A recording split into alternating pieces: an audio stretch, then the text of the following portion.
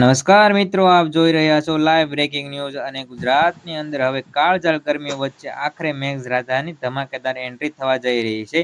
તો આપણે લાઈવ સમાચારની અંદર જોવાનું છે કે વરસાદની જે આગાહી જે હવામાન નિષ્ણાતો અને હવામાન વિભાગ દ્વારા આપવામાં આવી છે અને આપણે લાઈવ તેને નિહાળી રહ્યા છીએ. અને હવે આપણે વાત કરવી છે તો હવામાન નિષ્ણાત અંબાલાલ પટેલે પણ રાજ્યની અંદર ભારે વરસાદને લઈને મોટી આગાહી આપી દીધી છે. જ્યારે હવામાન વિભાગ દ્વારા પણ આ માહિતી આપવામાં આવી છે. તો બંગાળની ખાડીની અંદર આપ જોઈ રહ્યા છો સક્રિય થઈ રહેલી જે નવી સિસ્ટમ છે, જેને કારણે આગામી 24 કલાકથી 48 કલાકની અંદર ગુજરાતના હવામાનની અંદર મોટો પલટો આવી શકે તેવી આગાહી પણ કરવામાં આવી છે. અને લાઈવ પણ આપ જોઈ રહ્યા છો કે બંગાળની ખાડીની અંદર હવે જે નવી સિસ્ટમ છે તે સક્રિયતા સ્વરૂપે આપણને દેખાઈ રહી છે.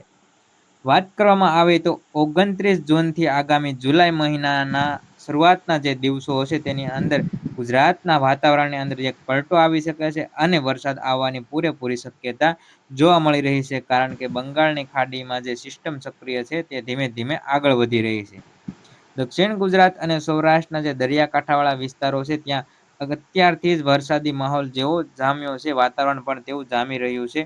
માછીમારોને દરિયો ન ખેડવા માટે જે સૂચના પણ આપી દેવામાં આવી છે અને પવનની ગતિ તેજ રહેવાની સાથે ગાજવીજ સાથે વરસાદ તૂટી પડશે તેવી પણ આગાહી કરવામાં આવી દીધી છે.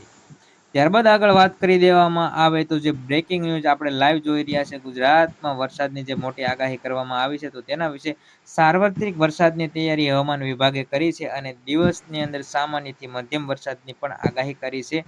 વાત કરવામાં આવે તો છેલ્લા 24 કલાકની સ્થિતિ આપણે જોઈ લઈએ તો રાજ્ય પર કેટલાક તાલુકાઓમાં અંદર વરસાદ નોંધાઈ શકે તેવી પણ આગાહી કરવામાં આવી છે. જ્યારે દક્ષિણ ગુજરાતના જે જિલ્લા છે સુરત, વલસાડ, નવસારી અને સૌરાષ્ટ્રની અંદર અમરેલી, ગીર સોમનાથ છે તેવા જિલ્લાઓને એલર્ટ પણ જાહેર કરી દેવામાં આવ્યા છે. ભારતના મૌસમ વિભાગ એટલે કે આઈએમડીના જે અહેવાલો મુજબ બંગાળની ખાડીમાં સર્જાઈ રહેલી જે નવી સિસ્ટમ છે, જેને કારણે રાજ્યની અંદર ગુજરાત રાજ્યની અંદર ચોમાસું ફરી ગતિ પકડીને આગળ વધી રહ્યું છે. હવામાન નિષ્ણાત અંબાલાલ પટેલ તેમજ જે હવામાન વિભાગની જે ટીમ છે તેમણે આ માહિતી આપી છે અને આપણે લાઈવ પણ નિહાળી રહ્યા છીએ. કારણ કે હવે ચોમાસું આગળ વધી રહ્યું છે. સિમ્પલની વાત કરી દેવામાં આવે તો 29 જુલાઈને લઈને ચોમાસું આગળ વધી રહ્યું છે.